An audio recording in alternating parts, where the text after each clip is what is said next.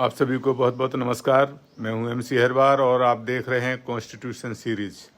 आपको बता दें, संविधान के स्वर का नया नाम कॉन्स्टिट्यूशन सीरीज हो गया है। आज हम आर्टिकल 29(1) पर चर्चा करेंगे। क्या देश के अंदर नागरिकों के किसी वर्ग को जिसकी एक पृथक भाषा हो, लिपि या संस्कृति है, उसे बरकरार रखने का अधिकार संविधान में दिया गया है? यही सभी जानकारी आर्टिकल 29(1) के अंतर्गत समझने की कोशिश करेंगे। संविधान में आर्टिकल 29(1) के मूल शब्द क्या हैं? सर्वप्रथम हम यह जानने की कोशिश करते हैं। वह शब्द इस प्रकार हैं कि भारत के राज्य क्षेत्र के भीतर उसके किसी भाग के निवासी नागरिकों के किसी वर्ग को जिसकी एक पृथक भाषा हो, उसकी एक लिपि हो या संस्कृति हो, उसे बरकरार रखने का अधिकार संविधान के अंतर्गत दिया गया है। Any section of the citizens residing in the territory of the India or any part thereof having a distinct language, script or culture of its own shall have the right to conserve the same। संक्षिप्त या सरल भाषा में हम समझने की कोशिश करें तो आर्टिकल 29(1) भारतीय संविधान के तहत सांस्कृतिक अधिकारों की सुरक्षा के लिए एक महत्वपूर्ण प्रावधान है। इसका उद्देश्य यह है सुनिश्चित करना है कि भारत के किसी भी हिस्से में निवास करने वाले किसी भी नागरिक वर्ग की विशिष्ट भाषा, लिपि या संस्कृति को संरक्षित रखने का अधिकार है। यह अधिकार भारतीय संस्कृति की विविधता और बहुलता को बनाए रखने की दिशा में एक बड़ा कदम है, जहां विभिन्न भाषाओं, लिपियों और सांस्कृतिक परंपराओं को संरक्षित करने की आवश्यकता है। आर्टिकल 29(1) किसी भी विशिष्ट भाषा, लिपि या संस्कृति वाले समूह को अपनी पहचान को बरकरार रखने का अधिकार देता है। यह विशेष रूप से उन वर्गों के लिए भी महत्वपूर्ण है जिनकी सांस्कृतिक पहचान खतरे में हो सकती है या जिन्हें बहुसंस्कृति के दबाव का सामना करना पड़ता है। यह संविधान की उस भावनाओं को दर्शाता है जो देश की सांस्कृतिक विविधता को एक सकारात्मक पहलू मानती है और उसे संरक्षित रखने के लिए प्रदान करती है एवं प्रावधान करती है। क्या उच्चतम न्यायालय द्वारा कोई निर्णय इस आर्टिकल के अंतर्गत दिए हैं? तो आज 1 या 2 की हम स्टडी करते हैं और यह प्रकरण है द स्टेट ऑफ मद्रास बनाम चंपकम दोराई राजन 1951 का यह प्रकरण है।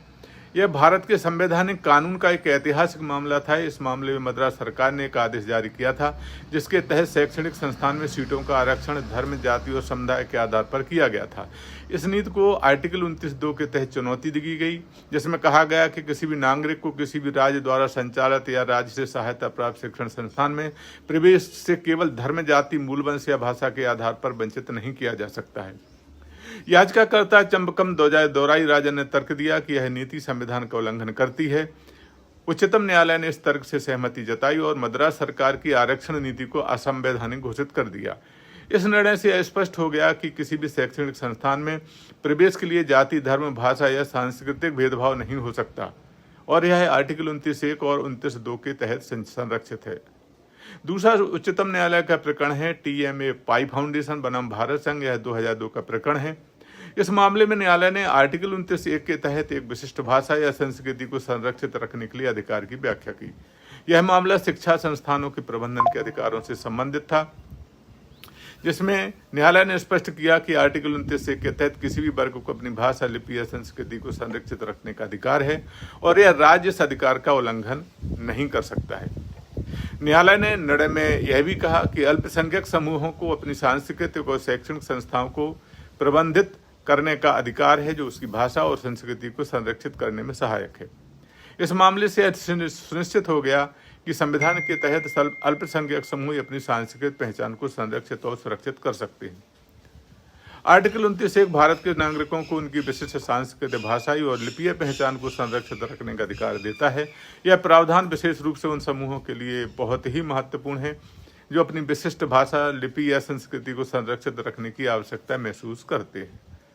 उच्चतम न्यायालय के फैसलों ने इस प्रावधान के महत्व को रेखांकित किया और यह स्पष्ट कर दिया कि संविधान के तहत किसी भी नागरिक या समूह को उनकी सांस्कृतिक पहचान से वंचित नहीं किया जा सकता।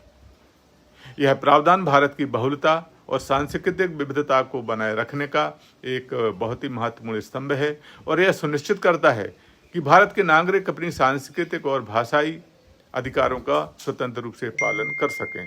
तो यह थी संविधान के आर्टिकल 29(1) में दिए गए प्रावधान की एक जानकारी।